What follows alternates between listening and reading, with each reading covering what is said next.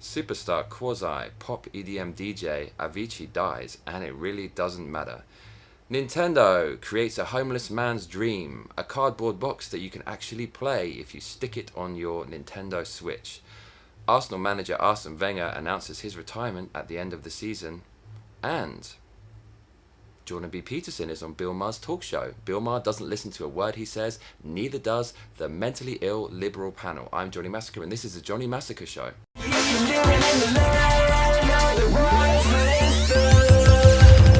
I know you really wanna go, but I don't wanna go, go, go, go. No, I don't. I know you really wanna go, but I don't wanna go, go, go, go. No, I don't. I know you really wanna go, but I don't wanna go, go, go, go. No, I don't. I know you really wanna go, but I don't wanna go, go, go, go. No, I don't.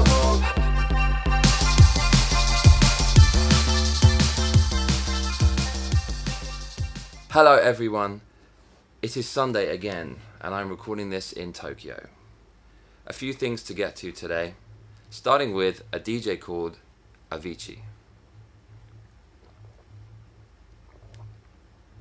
Okay, so this guy died, and I really hated this guy because his music was so fucking bad. It was commercial, sellout pop music with a veneer of respectability over it, purely because his major record label put the suffix DJ before his name, giving it that edge of trendiness. But really, it's just pop music like any other commercial trash. EDM is responsible for basically killing electronic music over the last 7 years. Thanks, America. Electronic music was never big in America, and when it finally became big, they milked it to death, and it's an ongoing phenomenon. There are huge festivals all over the world where the main event is EDM, electronic dance music. EDM appears as if it represents all electronic music. However, it is a certain genre of electronic music with 4/4 kick drums and really annoying repetitive high-pitched squeaky sounds that conduct well on consumable high-speed SNS platforms like Snapchat and Instagram and YouTube and whatever other current media there is that's popular. It's just throwaway, consumer-driven shite. Just toe-curlingly bad and cheesy. And EDM's meteoric rise was mirrored by the rise of Avicii. They both symbiotically catapulted each other into the commercial stratosphere. His music was particularly annoying because it had acoustic elements in it, which kind of legitimized other acoustic music which wasn't designed for EDM on dance floors across the world. Living in Japan, I don't get the best music and DJs coming out, but there are a few every weekend. Now, if you go to a club in Japan, not only do you have to contend with the average kind of pop music shite, but when they do have some kind of electronic music policy, you will hear fucking Avicii songs 10 times every single night, and it's incredibly annoying. So he's dead, and of course when somebody dies, everyone's just fawning over them and suddenly saying how much they love them and stuff. But this show is all about reality. Reality is important. I am a bit of a nihilist. I don't believe in God, and I believe morality is relative. So my standard of what's right and wrong can be different from someone else's, and so there's no general standard, which is something that would exist if you believed in a God. You believe in a greater good. And so I don't feel any shame in just saying the truth, which is Avicii is a pop artist who is overrated, whose music will disappear because it's consumer driven, like I said, and it's a fad. The moment a successive product comes along that makes his music sound outdated, you will never hear of him again.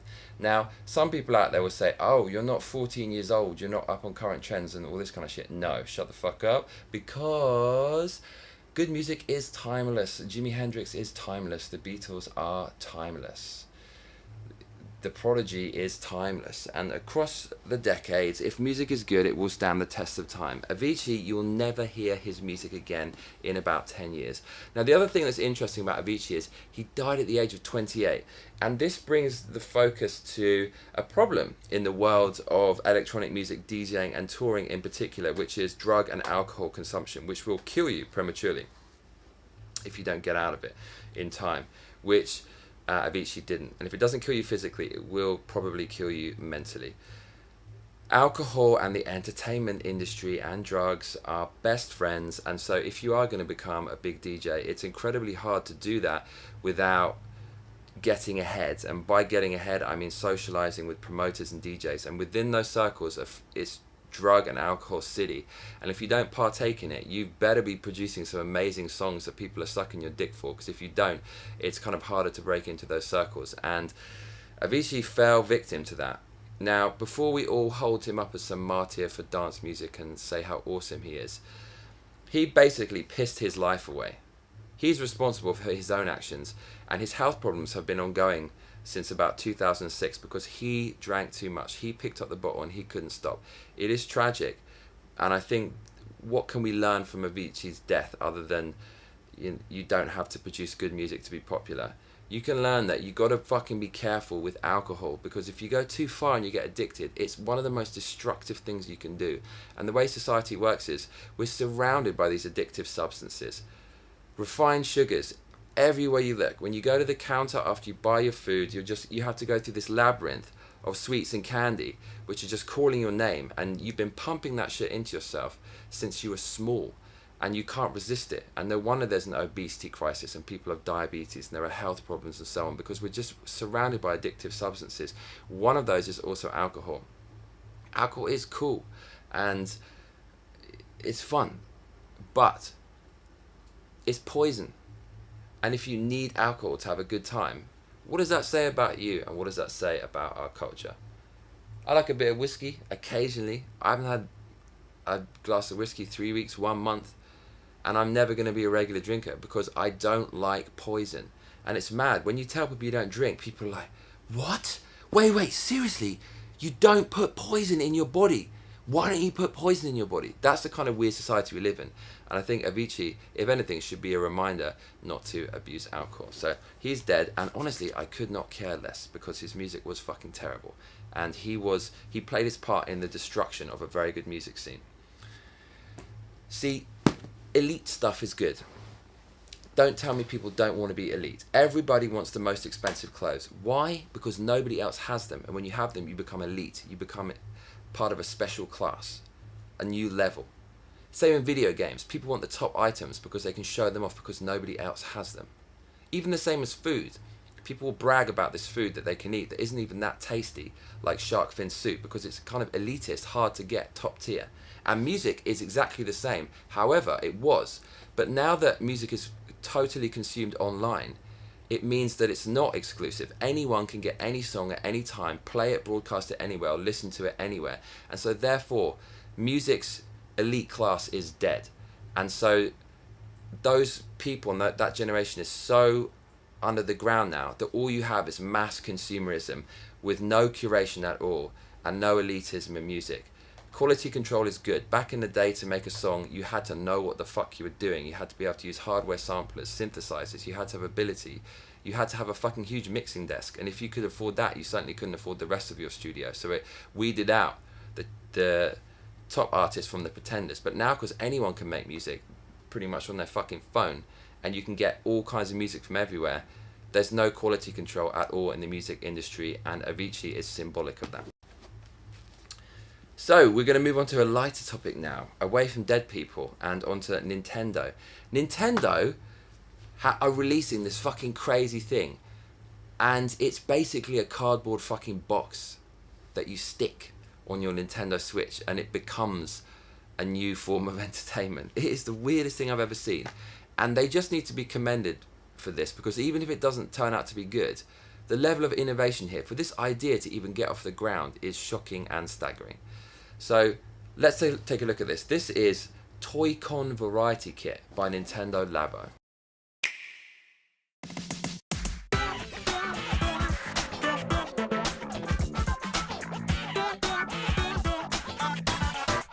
Nintendo Labo Variety Kit. Right out of the box, Nintendo Labo offers many cardboard sheets and the game software. With these sheets, you can make your own cardboard toy controllers. Toy Con creations come in a variety of shapes with different activities to enjoy. So, without further ado, let's get our hands on the 5 different Toy Con projects you can make with the Variety Kit. First up, the Toy Con RC car. Touch the screen to steer it however you like. The secret lies in the HD rumble technology. When the legs reverberate, the car can turn left or right.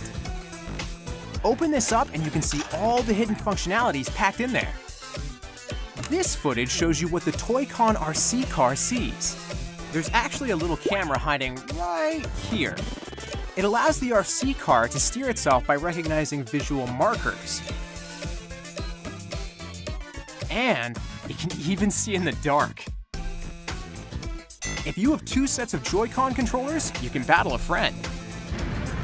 Oh yeah, you may have noticed some bonus parts. The kit includes a bunch of these things. Next up, the Toy Con fishing rod. And the ocean, of course. When you extend the rod and spin the reel, the hook will slowly descend. If you tilt the rod, your movement will be reflected on the screen.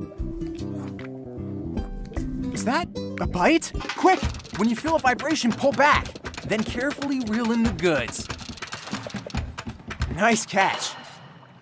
The ocean is home to many fish of various shapes and sizes.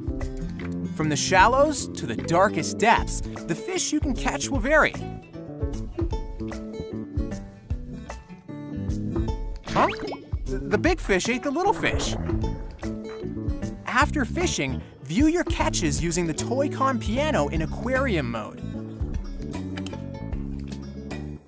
Somehow, you can even create your own fish.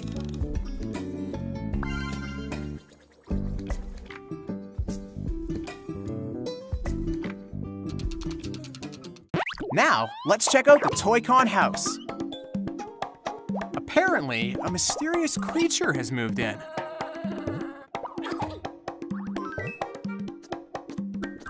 Tilt the Toy Con house, or shake things up, and watch what happens inside.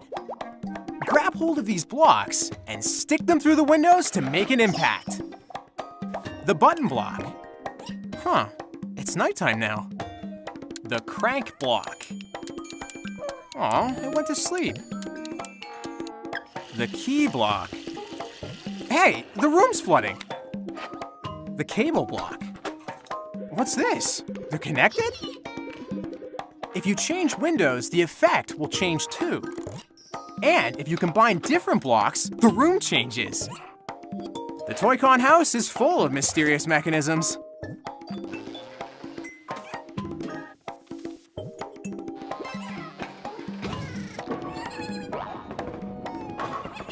Racing along, it's the Toy Con motorbike. Squeeze the handle, rev up the engine, and twist the accelerator to drive.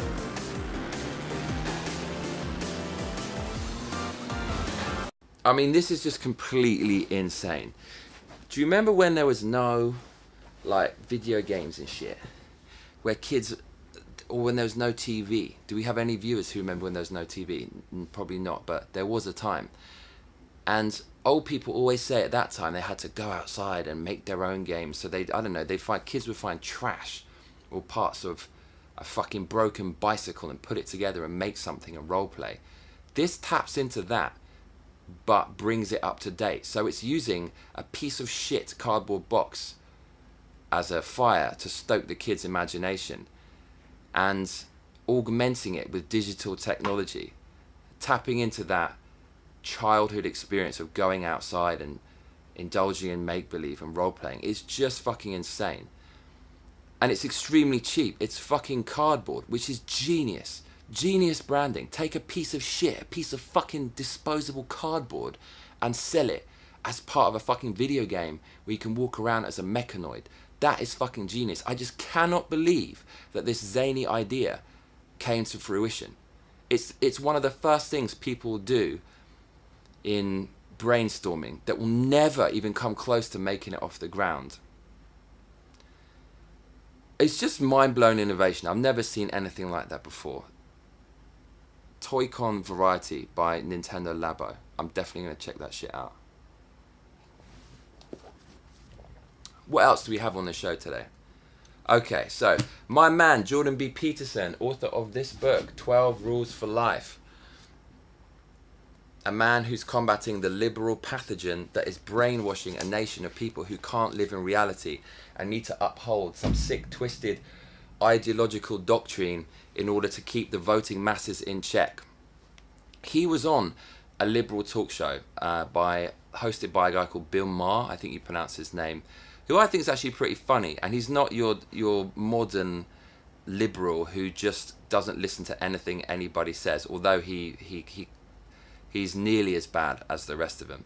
And they had Jordan B. Peterson, the author of that book, Voice of Reason, clinical psychologist, one of the greatest minds of our generation, on his show.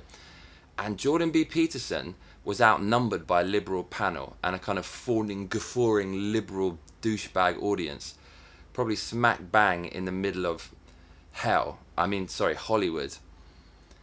And he was up against it, and he kind of tried to throw the audience and the panel a few bones, a few truths, basically saying, what are you going to get if you get your way and get rid of Trump? Because look, all this stuff about Russia, Stormy Daniels, whatever, they just want him out of there because they don't like him, and they're going to keep digging. The Republicans could have done exactly the same thing if Hillary Clinton got into power, but they wouldn't, because I don't think they wanted to cross that line. But now the liberals are trying to cross that line. They're basically undermining democracy, because pretty much any president's going to get impeached. Because if you look at their history, I mean, look at Bill Clinton. He was fucking banging a bird on his office table, and you barely heard fucking anything about it. It's just insane. And so the left are trying to set this dangerous precedent, and Jordan B. Peterson said, what are you going to do with 40% of the country if you get your way? And they totally just did not listen to him at all. Let's have a look at Jordan B. Peterson trying to get through to people who have been inhaling the liberal pathogen on the Bill Maher show. I have one question about it. I mean, there's all these people in the U.S. who are on the conservative side who are aligned with Trump for all sorts of reasons. And there's all this tension around his presidency and attempts to pull him out of his office for various reasons. And what do you think will happen if that comes to pass? What do you think will happen to these people that have identified with Trump? And how is it that Democratic types, for example, are holding out their hand to say to these conservative types, sort of like, welcome back into the fold? Because it looks to me, from an outsider's perspective, that your country is polarizing in a way that's not good, and that people are going after Trump. And I understand that. It's not like I don't understand that, but there's all these people that elected him and that are identified with him, and they're not taking this well, and so, well, they're not. It's not, and you might not think they're very bright and all of that, and they're backwards and all of those things, but you need to have respect for the rest of your citizens, and if your country isn't going to pull itself apart. And I really see this happening from an outsider's perspective when I come down here. And I lived in the States for a while, and it wasn't like this before. If he was just a regular Republican president with Republican policies, I would say you'd have a point. But what is so alarming is the assault on democratic norms, what we were talking about here today. Things like threatening to put people in jail, threatening to put journalists in jail, wanting military parades, praising dictators, wanting to be a dictator. I mean, we are at a moment here. I try to impress on the people who are too young to remember a lot of presidents and a lot of elections, how incredibly different this is than anything that ever came before. I never much liked the other Republicans who were in office, but I have a renewed respect for them. George Bush and Mitt Romney would not have tried to pull this shit. They just wouldn't. What about Nixon? Nixon got caught, and he gave himself up, basically. Well, although this president makes the Watergate burglars look brilliant. Right. Well, but it seems to me that it's not. Point. We can be as tough as we're being on the president, and I think we should, for all the reasons you just said, Bill, without telling his supporters that they're stupid, without saying basket of deplorables. If we want to bring them around to what I would say is a more enlightened kind of thinking. And I if agree. we want them to see Donald Trump as someone who's turned the presidency into one long infomercial for Mar-a-Lago, we can do that without saying to them, you've been duped, you're chumps, you're dumb, you're deplorable. And I think we need to talk to them with more generosity than we do. I'm confused about how this dovetails with your thesis that the left is too preoccupied with being non-confrontational. Right? The left is too well, preoccupied just that with we being, are. that is That's definitely interesting. not Okay, right. no, all right. No, that's I'm a good paraphrasing, question. But the idea that liberals, especially intellectuals, are preoccupied with politically correct speech, that they're not. I see what. And yet. No, they're too preoccupied with identity politics by a large margin, and they tend to categorize everyone by their ethnicity and their sex and their gender, and I think all that does is turn people into tribal actors, and that the end result of that is catastrophe. But weren't you also saying, though, that the left is too worried about offending people? I think that goes along with... I will. Yes, Right. yes. Well, that goes with... But then on the other hand, when the left, for example, offends people in the political sphere, you're questioning whether that's somehow bad for society writ large. Well, I'm concerned about... I think that those two issues are somewhat separate. I'm concerned about the dialogue in the United States around the presidency pulling people farther and farther apart. It has nothing to do with the behavior of Trump. I think this is an independent issue. You can say positive or negative things about Trump as you might. But he's only there because they support him. You see, I know. mean, that's the thing. But that's the issue. That's the issue. Is they did support him, and without the circus, he's just a lonely clown. Yeah. But he has these people in Congress who are enablers, and this base that it is a cult of personality, not unlike dictatorships we've seen in the past. I mean, he said once, famously, I could shoot someone on Fifth Avenue and not lose any fans. Yes. And he has proved that to be almost true. I mean, we cannot imagine what he would do where they would turn on him, because I don't know what that would be. I don't think it's anything, because whatever it was, he would just say, well, it's fake news. But okay, so imagine he's impeached, just for the sake of argument. Impeach or convicted. Okay, either of those. But it seems to me... Well, that matters. One, he has to leave. Yeah, no, it's not an unimportant detail, but it still seems to me that it leaves you with the problem of what do you do with the disaffected 40% that are going to be very unhappy about this, independent of Trump's behavior. Kind of like the Sunnis after we kicked over Saddam. Well, that's a hell of a precedent ISIS. to cite. Yes, right. That's what I worry about. Let me Trump's suggest support. that this is an argument, looking for an argument rather than a solution. We're not waiting for impeachment. We're making sure that people understand Donald Trump cannot stop us today. Donald Trump could not stop me from the first net neutrality bill to make sure people have access to the internet. He could not stop us from doing that. He cannot stop us. He cannot stop us from acting on climate change with all this bloviating saying it's just a hoax. He can't stop us from fighting climate change. He can't stop us from having the best paid family leave and sick leave policy. He can't stop us. When we demonstrate people progress in our states. Washington State. No. But he No one That's can stop us from boosting he certainly is State. stopping us from protecting the environment. He has signed executive orders, right? The first thing he did in office was to sign an order that said, hey, you want to dump your coal sludge in the streams? Go right ahead. The head of the EPA is Scott Pruitt. He's reversed all of No, he just changed it to the Environmental Pollutants Association. I know, but to say he can't stop us And he's changed the tax landscape everywhere. Absolutely. I mean, you can't do anything in your state. And he's he's appointing crazy judges left and right. So here's he's the good news. changing things as we speak. we're We not don't talking- cover it because of Stormy Daniels, but all of this is going on.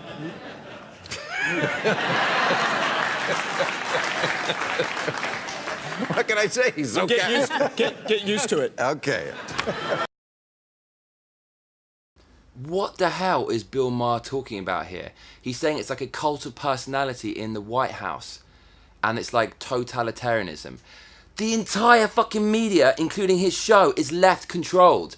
The donations to the Hillary Clinton campaign was double what Donald Trump had. Donald Trump and the Republicans were so fucking up against it, and they still fucking won, despite all the odds. And he's the one who's saying it's like a cult, and it's like totalitarianism.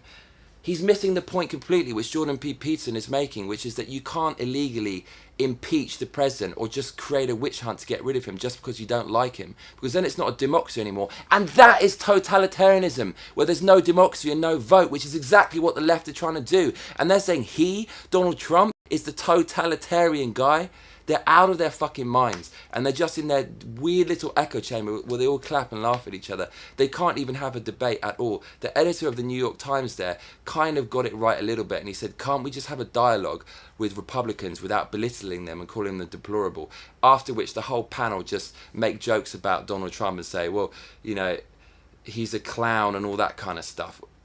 That's liberals don't debate anything in a pragmatic way. They've got their predetermined conclusion, and for example, they hate Donald Trump, and then they go out to find any evidence they can or spin something to prove their point, as opposed to doing something in a logical way, which is coming up with something but then trying to disprove it to make sure that it's rational.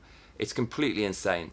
And Jordan did what he could on that panel. I could see that he didn't want to go in there and start some massive angry argument, but I think people are wising up now to the mentally ill liberals that are dominating media, and anyone with a brain who sees that interview can see how much of an echo chamber the left has become and how reasonable Jordan B Peterson is. Finally for today, just a quick one. I am an Arsenal fan. Arsenal is a football club based in London, North London. I've loved Arsenal for pretty much all my life. My dad's an Arsenal fan, and their manager has announced that he's retiring at the end of the season. I think he's been the manager for 22 years, and pretty much all of the cool shit that's happened in my life has been with this guy as Arsenal manager. And he hasn't won anything. He hasn't won the league, which is probably the most coveted English trophy, for like 12 years, right? But in the first 5 years, 6 years of his managerial career with Arsenal, he won pretty much everything there is domestically in England, including the league several times. And it's hard to explain if you're not into football, but it just enriched my life so much. Arsenal Football Club, under the tutorage of Arsene Wenger, enriched my life, bolstered my life. It was the icing on the cake of my life. I'd be doing my shit in the week, having a good time, having a laugh. The weekend would come around, the football would come on, and we would just smash other teams. But not just smash other teams. We'd do it with a style, grace, and panache that revolutionised the English game. It was real artistry. And he's one of the most intelligent people you'll ever meet. He's got such amazing wit. He's got such a great sense of humour. He could touch on topics like politics without ruffling too many feathers. And I think he was always isolated from all the haters because football was his game. He lived, breathed, ate and slept and shat football, did Arsene Wenger. And that means he never really went into any other spheres like the political sphere or the financial sphere, even though he was intelligent enough to do so, without a doubt, in my opinion. And so for that reason, it was always a joy to hear his outsider's perspective on life. I wish he had a talk show like Ben Shapiro or Jordan B Peterson. It would be fucking amazing. But also I think we were deprived of this man because of his dedication to football. It would have also been nice to hear his opinions on these things and see how far he could have gone in other fields. And anyone who doesn't know about Arsene Wenger, just Google his best moments, because he's such a gentleman. And he always took the flack for the club, even when there was a lot of shit going on behind the scenes. 9 out of 10 other managers, they're too emotional and they will give an emotional response and they'll call someone out or shame someone. Never did Arsene Wenger. He'd been through hell. He'd been through a lot of pressure. He'd been through the good times where everyone sang his name. He'd been through the bad times where people chastised him and called him names and did horrible things to him. Planes were flown over the stadium with his name on it saying, "Get out of our club" and stuff. But he always took the flack for other people. A real man until the end. He's 68 years old. I can't believe he's leaving now. I'm not going to get too deep into it, but he always respects his contract. He's leaving a year before his contract ends. I think he's been undermined at the club by the current management system, who don't really seem to know anything about football. There's a conflict at board level and managerial level, and it's just going to be interesting to see how our football club does without the great man Arsene Wenger. So here's to you, Arsene. One more thing I just want to shoehorn in here is Starbucks, this whole Starbucks controversy. I don't know exactly what's going on, but I did see the police chief who the incident was reported to, who is black, by the way, and he said that 2 men came into Starbucks, didn't buy anything, and then when they didn't buy anything, they refused to leave. And so the staff member basically did what Starbucks policy is, which is if people refuse to leave, you have to call the police. And so they called the police came and did their jobs. It's not like the police were just like strolling around and were like, oh, there's 2 black people, let's kick them out. And that's pretty much all that happened. And the media's gone mad with it. And okay, no one seems to know the true story because Starbucks haven't released the footage, even though there's several video cameras in the store, which leads you to believe that perhaps it's a big nothing burger, but Starbucks didn't want to do that because then it looks like they're going to be against black people. And in the current liberal controlled media who are seeking for that narrative to be established, that would just blow up in Starbucks' faces. So they had to go through with it and then say that they're going to do all this training for their staff and stuff, which is fucking ridiculous. But here's the thing. This is the way the left operates. The left operates on a policy of fear and panic. They love identity politics and they love saying that the world is evil and it's out to get you and you need to be with the left to be protected. They want black people and minorities to believe that police hate them and are out to kill them and are out to get them because fear is the strongest motivator. And if you don't want to be targeted, if you don't want to be beaten up by the police, all this kind of stuff, you have to vote left. And so it's like going back to Bill Maher and what a lot of liberals do. They come up with this premise that isn't valid, but just because it suits their agenda, whatever it is, political in this case, and then they just go out to seek things to prove that agenda, as opposed to someone logical who will come up with something but then seek to disprove it in every single way possible to prove beyond a shadow of a doubt that something is true. And so the media, you can tell that they didn't actually care what happened in Starbucks. They wanted it to be true. They wanted there to be racism, so it'd further their narrative and they can indoctrinate more people into their ideology and just boost the liberal ranks. And it's fucking disgusting. It really is. So yeah, I haven't answered any questions on this show for far too long, which is just outrageous. So I'm actually going to get around to answering a few questions, if I may. So the first question is, who are your greatest influence? By Spike in My Veins, a very cool guy who bought some of my t-shirts from my No More Sun album. My greatest influences are the Notorious B.I.G., Dr. Dre, DJ Premier, as Americans would call him, or DJ Premier, The Prodigy, Michael Jordan, Michael Jackson,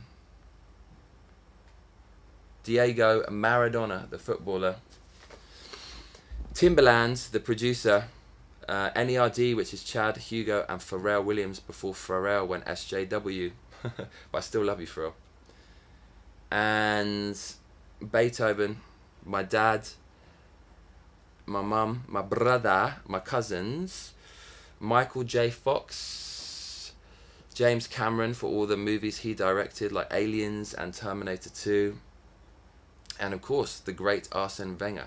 What a legend. Thanks, Spike in My Veins. Next question. This is from Crave88. Did you have a nice time in school as a kid, or was it a hard time? Maybe a little too personal, but I absolutely hated school ever since I went there. I remember the first day in school when I was about 4 or 6. My mum was late and I walked in the room and everyone was looking at me.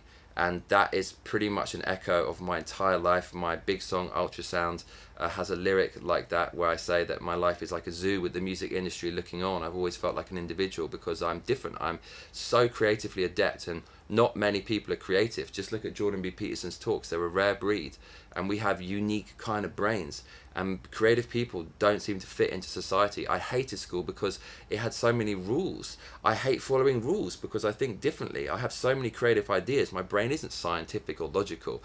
And the system is not set up in a way to let people like us thrive. Perhaps rightly so, because then the world might be a mess. But don't forget, musicians are countries, our culture.